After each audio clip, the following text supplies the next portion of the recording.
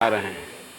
तो जो संकट है और सरकार बिल्कुल पैरालाइज है, सिर्फ अखबारों में इनका फ़ोटो छप रहा है, हवाई यात्रा छप रहा है, लेकिन लोग किस संकट में हैं।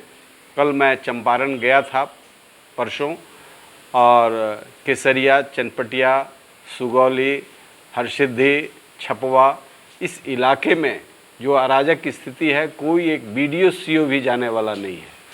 और एनएच पर, स्टेट हाईवे पर लोग त्रिपाल डाल करके अपना बकरी, जानवर, बाल बच्चा के साथ रोड पर हैं।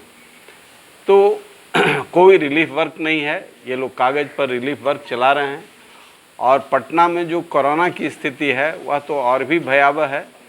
इसकी कल्पना करके भी लोग रोमांचित हो जाता है।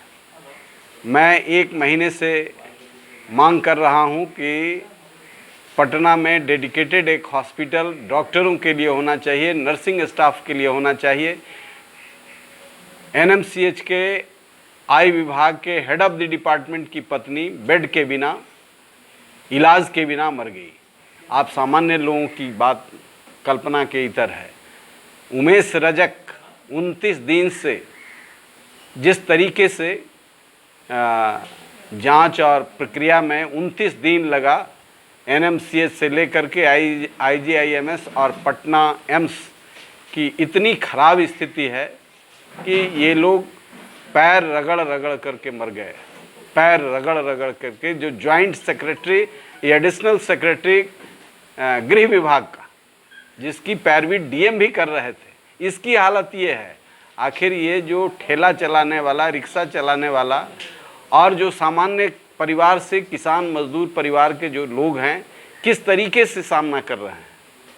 कोरोना का पेशेंट मरा हुआ है और कोरोना का इलाज भी उसी सब के साथ हो रहा है।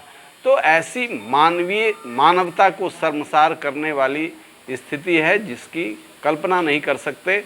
और दूसरे तरफ रामचंद्र बाबू एक हैं, रामचंद्र कह गए सिया से ऐसा कलयुग आएगा। अब ऐसे रामचंद्र कलयुग में आए हैं कि प्रेरणा दे रहे हैं लोगों को, युवाओं को प्रेरणा दे रहे हैं। और इनके युवा नेता जो हैं वो बार वालाओं के साथ डांस कर रहे हैं। इनके लोग आंतरिक संसाधनों से, सारे गरीब लोगों के टैक्स के पैसे से बाहर भेजे जा रहे हैं कमेटी में, और वहाँ बार वालाओं के साथ डांस कर रहे हैं। मैंने मांग किया कि ऐसे कौन कौन विधायक हैं जिसकी सूची विधानसभा के अंदर है, निकाल करके इन लोगों को सैक करना चाहिए।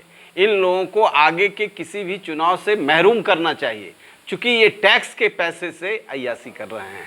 और इस तरफ शिक्षा और स्वास्थ्य की जो व्यवस्था हमारे के यहाँ है, जो आपदा में व्यवस्था है, वह कंगाली की है, वह शर्मसार करने वाली है।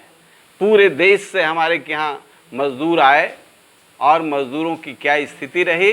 प्रवासी मजदूर कहे गए, बिहार का ही लोग प्रवासी कहा गया। और जब छाती पीटते हुए 2-2 हज़ार किलोमीटर, 1-1 हज़ार किलोमीटर से आए, तो बिहार के सिवाने पर लिख दिया गया नो एंट्री फॉर बिहारी। और आज ये कह रहे हैं हम रोजगार देंगे। 20 जिला बाढ़ में ऐसे ही इनको, कल हम गए थे सोनपुरा, एक गांव